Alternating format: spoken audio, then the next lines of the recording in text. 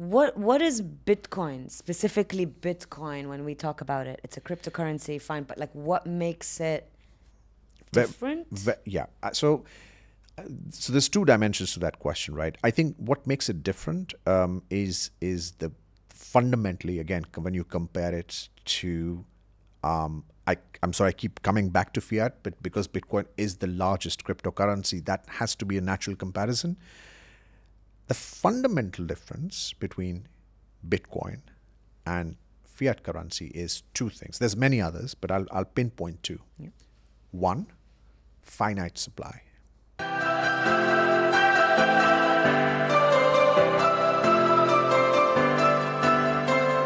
Thank you for listening to the podcast thus far. 2024, big year ahead. The one favor I would ask, if you can, if you're enjoying what you're listening to, is to press the follow and subscribe button on whatever media platform you listen to us, as it helps us grow our network and grow the podcast. So thank you and enjoy the podcast today. Hi everyone, I'm Weam Kamel, Director and Head of Abu Dhabi Operations at Alchemy Search, the first finance and tax specialist in the region. And I'm joined today by Sher. He is the Group CFO of Phoenix Group, a listed tech conglomerate in the UAE, and serves on the board of various companies as well. Sher is a former director of KPMG, the global accounting giant, and has worked across Europe, including Ireland, the UK, and also Norway. Sher has had a key role in the IPO process for Phoenix Group, which is now listed on the Abu Dhabi Stock Exchange. Phoenix Group is the region's first company in the Web3 and crypto space to be listed on a stock exchange in the Middle East. So, Sher, how are you today? I'm very well. Thank you for having me over. Of course. It's a late one today, just a little bit. 7 p.m. on a Friday, but glad we made it. We've been talking about doing this for a while, and I'm really excited for today's topic because I think it's a very meaty subject. So we're going to try our best to not go into super technical details and just, like you said earlier, just give it some skeleton overview on what it is, right? Of course.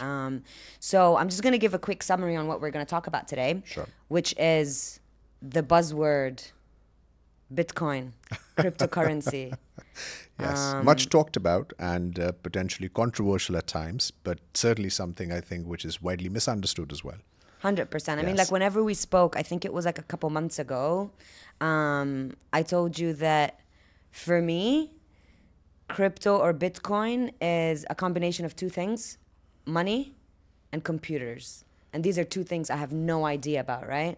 And I feel like we sat down and we spoke. And after I left that meeting, I actually went like, oh, I actually understand a little bit more. So I really wanted to put that information out there to maybe help shed some light on some gray areas that people might have about what it really is. So, obviously with Phoenix Group, you guys do mining. Yes. Of Bitcoin specifically. Correct. And we're going to get into the details of what exactly that means, etc. Sure. But I think you're the perfect man to, kind of shed that light, right? So let's just get right into it. What is it even? Like, what is cryptocurrency? Let's start there, I guess, if we could just give it, a definition here. Sure. And I'll try to give you a very simplified definition. I'll try not to use the jargon, which is perhaps used a lot by the Web3 community, as we call it, because I think we want to keep this simple and digestible, just for everyone. So cryptocurrency is essentially virtual currency, right? It is, think of it simply as digital money. And while it sounds very odd, through the course of my 10 years roughly in Norway, I have zero recollection of actually holding, my salary in my hand or the currency in my hand because everything was digital. So technically you are already playing around a lot with the digital currency, like fiat currency. You use Apple Pay to pay so many things. There's so many other mediums that you use to pay. So I'm just going to stop you there just to say fiat currency, right? Because I remember you throwing that word around before. Right. And I know that this is a question probably a lot of people listening to this will have. Like, what's that? What do you mean when you say fiat? So that's your regular currency, the dollars, the pounds, the dirhams, the rupees, depending on which part of the world you're in. Paper. Your regular, normal currency, which is issued by typically central banks in different parts of the world, right? So your US dollar, Canadian dollar, Australian dollar. So essentially a piece of tender or a note, that you usually have which you would typically give in a store or something, So that's your regular fiat currency.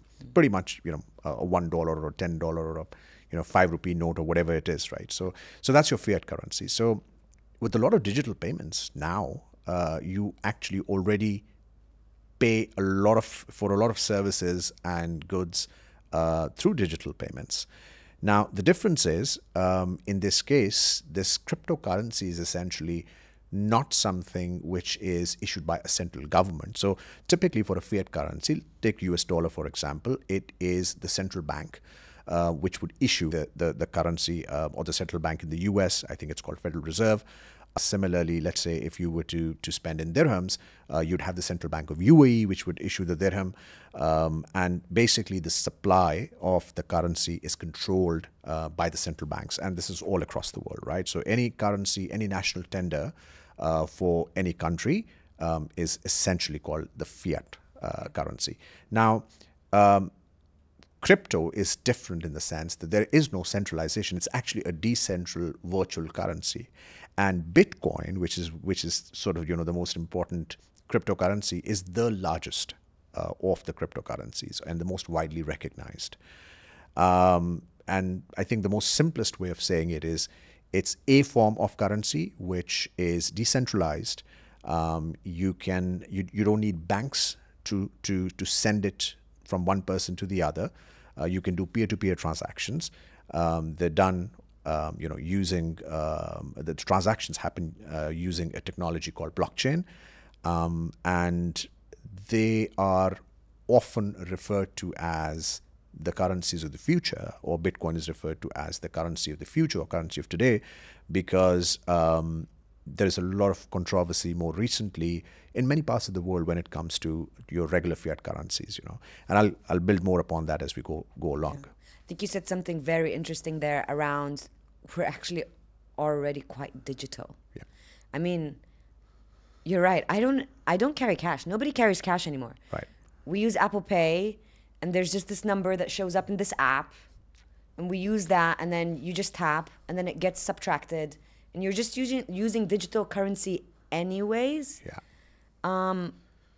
But why is there that fear of cryptocurrency? Because I can tell you, I can sit here and say I don't understand it. Not that I understand how, all the online banking things happen or what happens in the background of it. Yeah. But for some reason, even I have some fear around it. Why do you think that is? It's interesting you say there's fear, because depending on who you ask, there are fears around fiat currency. So if you go to many parts of the world where people actually hold their local fiat currencies, they're fearful of actually holding their assets in those currencies. And I'll give you a small example, and I'll come back to then the crypto side of it.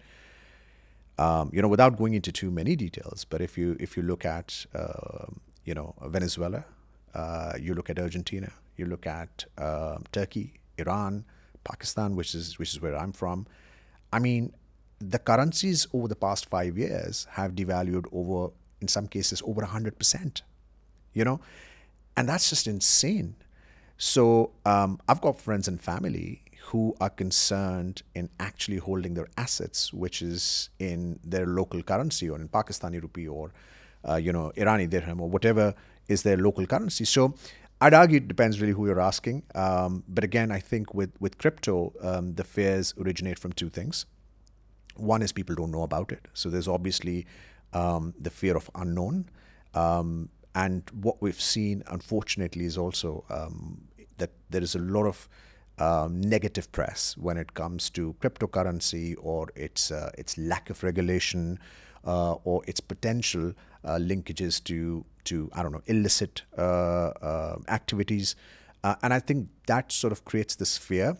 And to compound that, there's a lot of volatility at the moment. It has been the case for the past couple of years. So I think that adds to the whole sort of notion of fear, because you could buy Bitcoin, which is $60,000 today, but you could wake up and it would be 30,000. So, that idea of not knowing where exactly is your wealth and how it fluctuates, I think these are some of the reasons why people are fearful.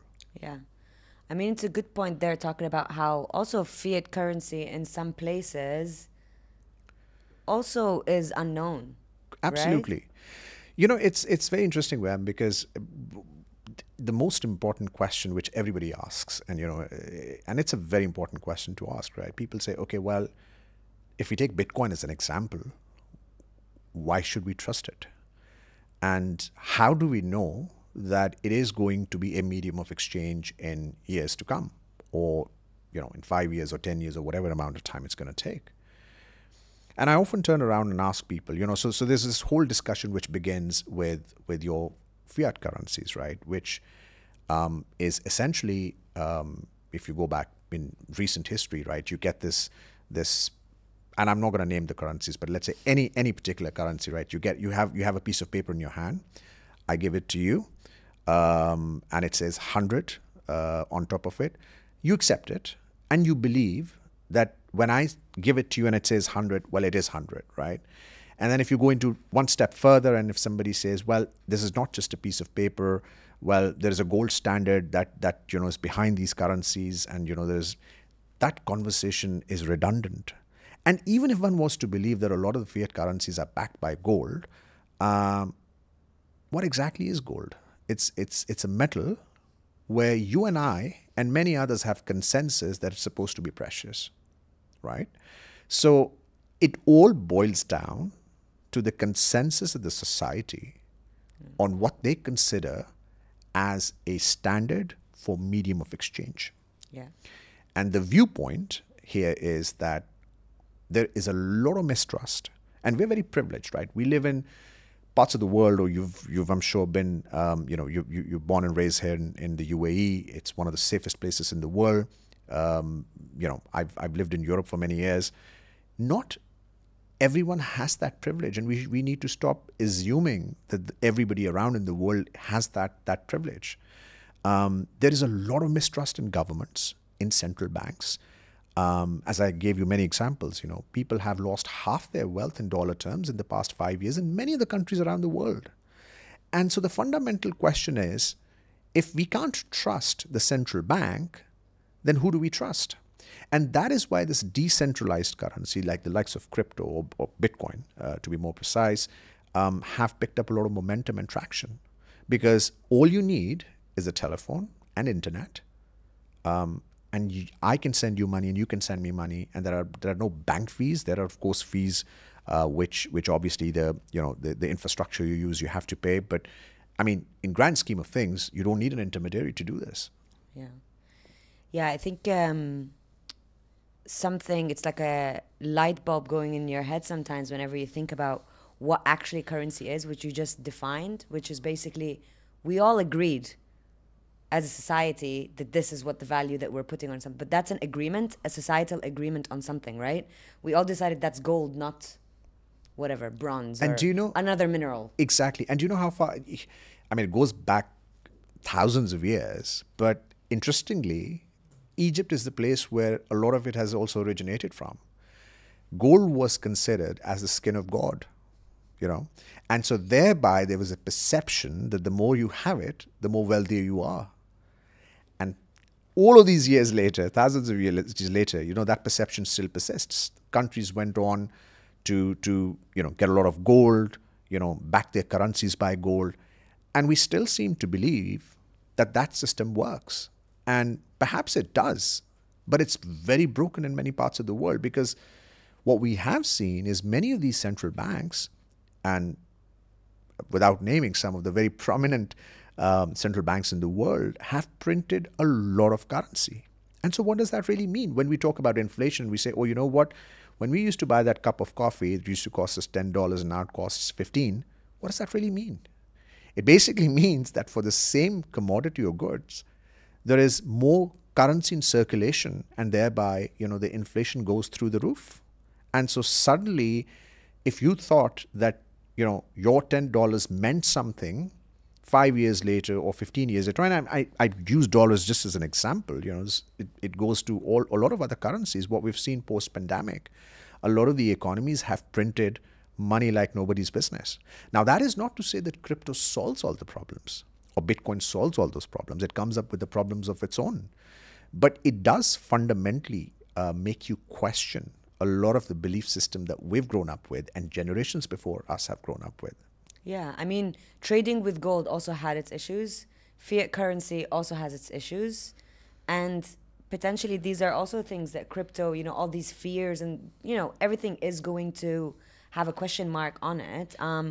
Would you say that it's like the evolution of currency, like gold and then fiat, and now it's crypto, and is that the direction that we're going? I think, I mean, we'll have to wait and see how this evolution takes place. But I think what's very clear, Weam, which was not the case literally just 5 years ago, is that crypto is here, Yeah. and it's a defined asset class.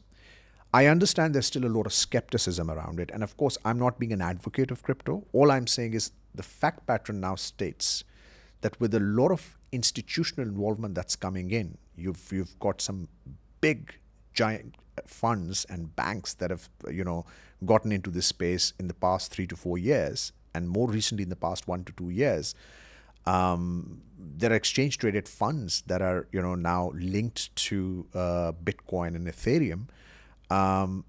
So I think we're beyond the stage where the question of whether this is a Ponzi scheme exists. I think we're now at a point where it's an asset class. Now, you could consider it as an alternate asset class.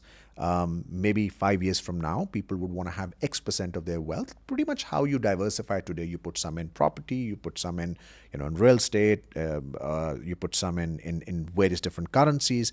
So this is going to be an asset class as well. And it's here. It's here to stay.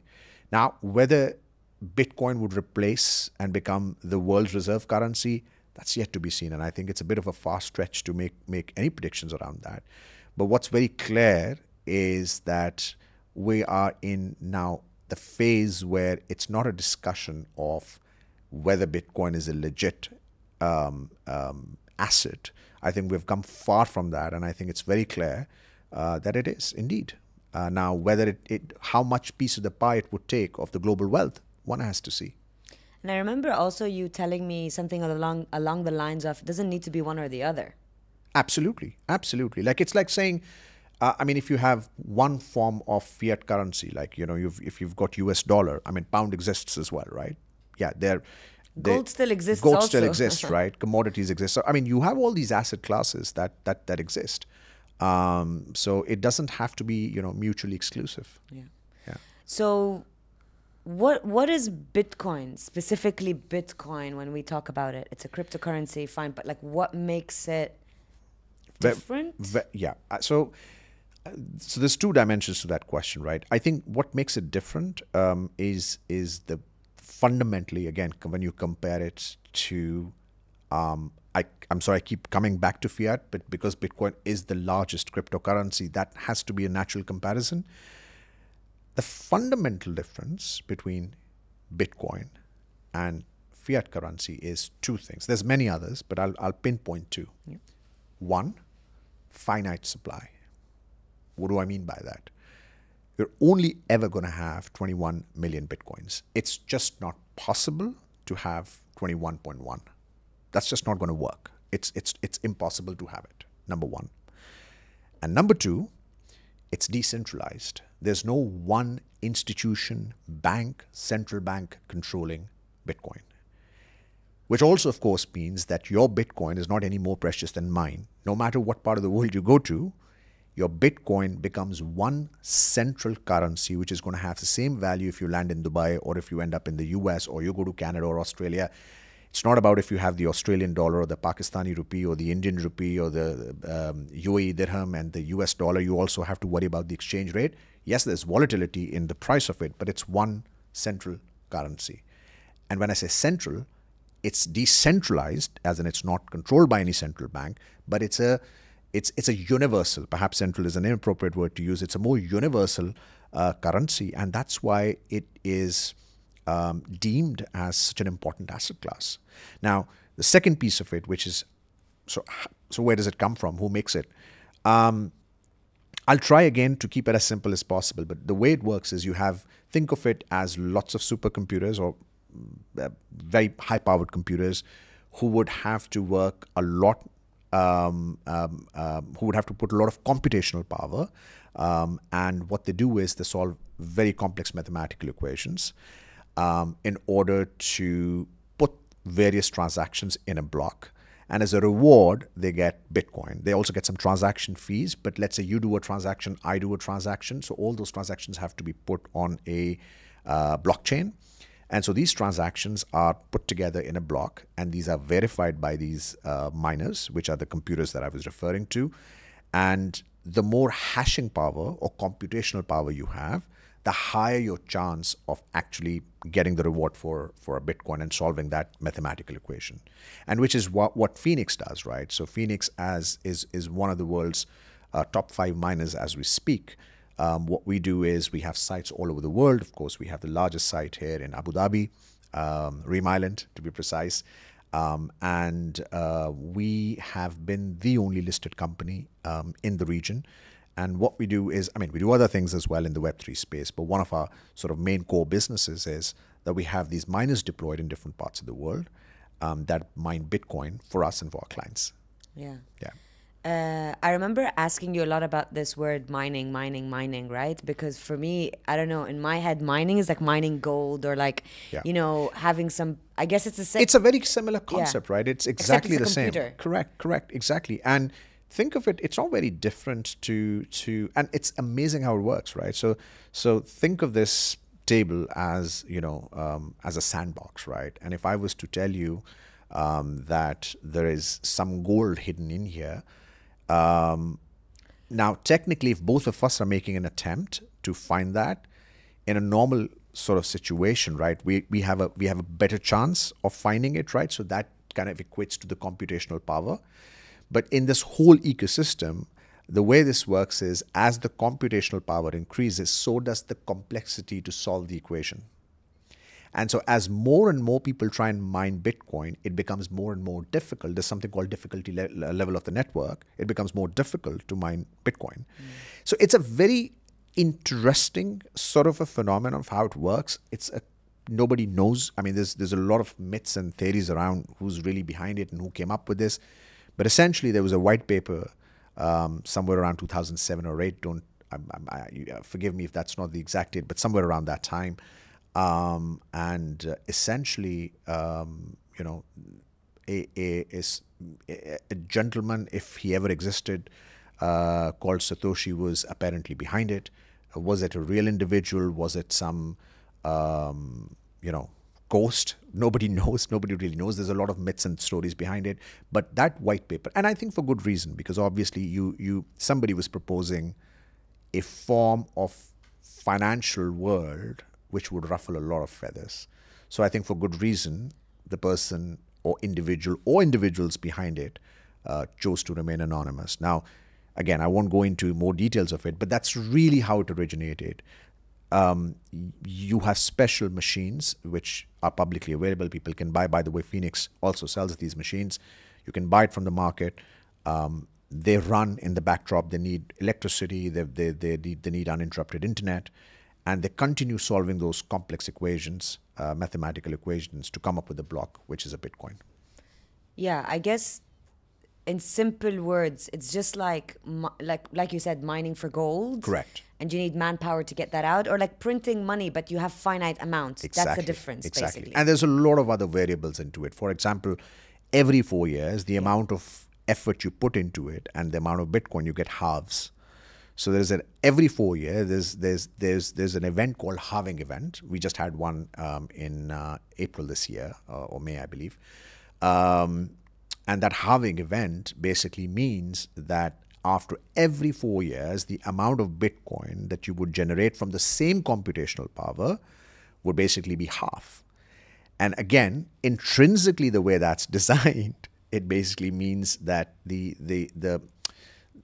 when there is the reward halves, there is an idea of scarcity, right? And because it becomes scarce and scarce and scarce every 4 years until all 21 million are mined, the concept of BTC price going up because it's a scarce commodity is a natural consequence of that. So that's why, you know, we've seen this.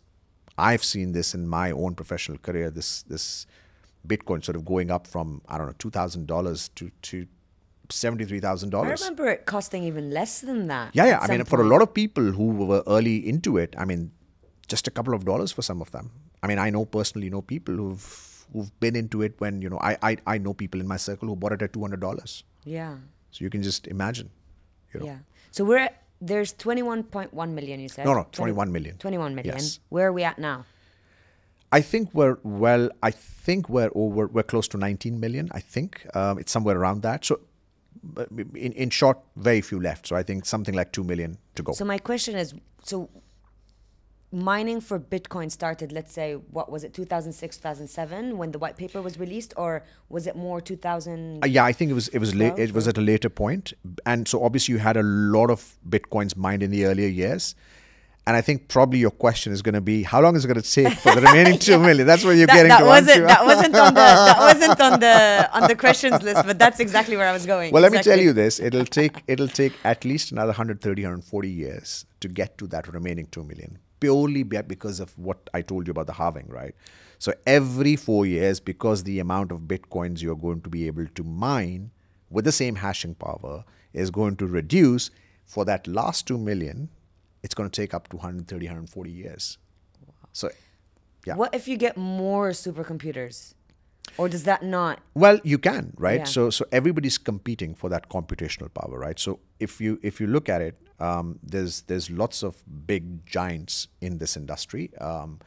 Couple of them are listed on the U.S. stock exchange on NASDAQ. There is a race for it, and by the way, we're quite proud of the fact that in this region we are the largest. But yes, there is a race for it. Obviously, everybody. So basically, there's two variables here. You need access to uninterrupted electricity at a cheap rate, and of course, you need to have access to the latest technology, because these computers, obviously, you get new machines every 3-4 years, or sometimes even sooner.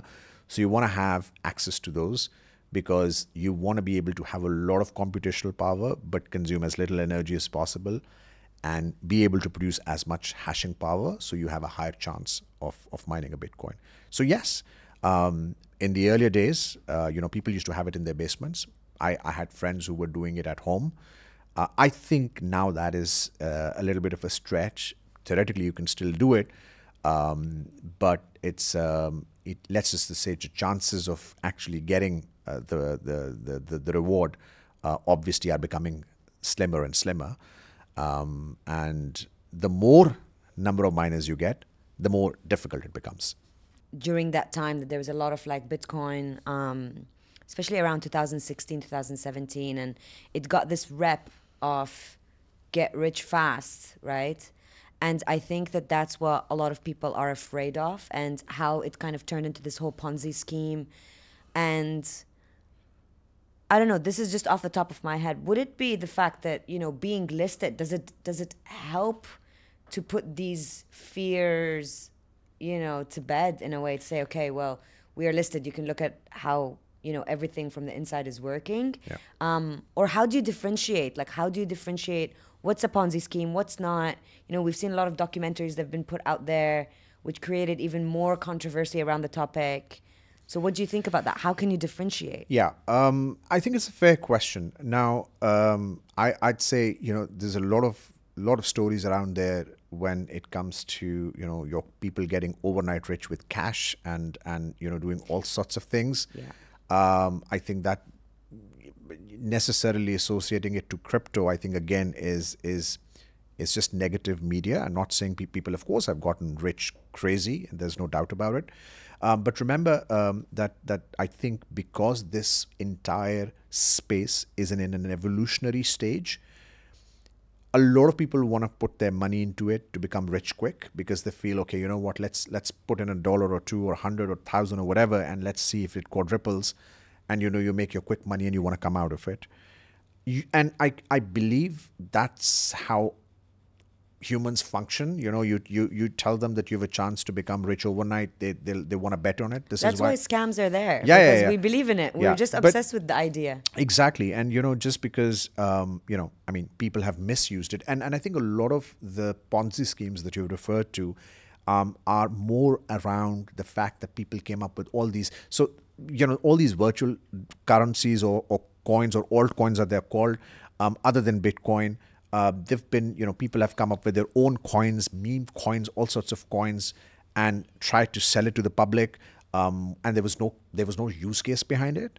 And so obviously when these were sold, and there was a hype around it, everybody wanted to buy, and so people spent a lot of money, and some people made a lot of money, but then that coin crashed because it didn't really have a use case behind it, and that's why people thought, oh my God, this is all Ponzi. I don't think it's very different to how you have scandals in all the other asset classes as well, right? I mean, if you're going to have a company that goes and raises funds from the market and has nothing behind it, and it misleads its investors, it's not very different even in the traditional world. So I think, yes, I think crypto did have that reputation, but my personal belief on this is that there is a lot of education and awareness that's coming out. I think your investors are a lot more sensible. There's a lot more way to go around it. And I think people are also now making distinction between what's a real proposition behind a coin versus Bitcoin, or other coins that may offer more value or less value or no value at all. Yeah. I think education is around this. I just thought about something on the spot here, right? So let's say, for example, because this has happened to like some people that I know, right? And they got scammed into booking some kind of property, right? That didn't really actually exist. Like just booking it for the weekend or whatever. The best thing I can describe is it doesn't mean that real estate is not a good investment to make. It just means you got scammed into believing that real estate existed when it didn't. Absolutely. I think that's a very, very sensible sort of, example to give. There's so many real estate projects launched all over the world. Dubai's had, a situation where, and again, kudos to the leadership, they stepped in and they've put in so many rules and regulations. But initially, in early days, there was a lot of question marks around the real estate in Dubai and what it meant. Was it a scam? Was it a Ponzi? Did that building ever exist that people were paying for? So I guess people misuse opportunities everywhere in the world and in every space and every asset class. But we cannot taint a technology or an innovation just because a certain segment of the society has misused it. And same can be said about internet and so many other things, really. Yeah. I mean, in this particular situation, I remember that, I don't know, it was like a real estate property that was put up on Airbnb that was booked, money already taken out. Yeah. No, money wasn't taken out, sorry. And then the specific person that put the ad up said, cancel it on Airbnb. I'll give you a bit of a discount if you send me the money directly, which that person did. Yeah. But the property didn't exist. There you go. Right? But yeah, back to the point that it's not the real estate. It's not that real estate, there's an issue with real estate, But then again, it's all around, Airbnb was kind of like controlling what was happening in a way. Yeah. And then once you stepped away from that, that scam happened. Yeah. So maybe that's exactly the same reason why people are afraid of something that is not controlled. I suppose so. And again, I think it depends who you ask, right? As I said, certain parts of the world, you'd go and ask people, they'd be afraid of who's controlling. So it really is all about perspective. Yeah. But I think you did ask a question, and I think, again, whether it's Phoenix that I work with or many of these companies, look, a lot of these companies are now listed companies. There's many big companies in the US that are listed, the publicly available information around them. I can assure you, having been through an IPO process and, with the amazing regulators that we have in the UAE, whether it's Abu Dhabi Global Markets or it's DFM in Dubai, and all the exchanges, the Abu Dhabi Stock Exchange, the Securities and Commodities Authority in the region. I mean, all these regulators are really ahead in the game, right? And it's not very easy to list until you've ticked until you've ticked a lot of the important milestones in transparency and in following the rules and regulations. So back to your question, yes, I think being a listed entity helps. I think, and again, I'm not trying to advertise Phoenix here, but I think Phoenix and companies like Phoenix give an opportunity to more traditional investors to get an exposure to crypto, but using the more usual and tried and tested mediums of asset class, which in this case would be equities. And I think we're seeing with VARA, which is the Virtual Asset Regulatory Authority in Dubai. We have a similar authority coming up in Abu Dhabi. I think UAE as a country has played a phenomenal role in both, in general, in the tech and AI space, but in crypto, I mean, it's amazing. I think this part of the world, particularly the UAE, it's decades ahead in some of the developed parts of the world or other developed parts of the world. It's just unbelievable. It's unbelievable. How do you see things going then? Do you think we're gonna, like, Bitcoin is going to be something that we use? You know, we spoke about, our salaries, we don't even get it in cash anymore. Do you see it going into Bitcoin? Do you see that happening? Are we actually going there, or how do you see things evolving? Again, I'm not going to name, but there are property developers in Dubai. There are telecom providing services. So, the mobile phone you use. You have the option to pay your bill in Bitcoin even today. Here? Yes, absolutely. One of the top telecom provider in Dubai. You can actually pay your telephone bill using cryptocurrency. As I said, this country is decades ahead. Is it Bitcoin specifically? It can. I think it's the mainstream one. I think you can pay in Bitcoin, Ethereum. So if you click, it says, it talks about Apple Pay, Fiat, or cryptocurrency. You can literally choose, and then when you click cryptocurrency, you can actually pick which one. Unbelievable. It's amazing how this is going. Now, there are regulations coming from the central bank around the use of crypto in the UAE.